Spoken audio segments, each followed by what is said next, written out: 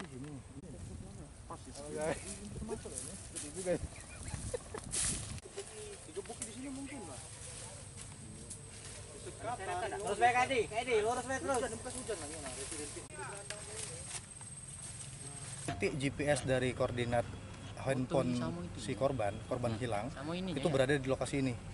Makanya kami tadi sempat menelusuran sampai ke dalam hutan-hutan dan ada beberapa indikasi-indikasi tersebut terkait dengan lokasi lapangan yang daun-daun udah kayak ada bekas dilalui, sampai tadi ada sempat ada lihat ada korek di dalam itu. Nah, tapi tidak mengetahui apakah korek tersebut milik si pelaku atau milik orang warga sekitar sini. tapi ada indikasi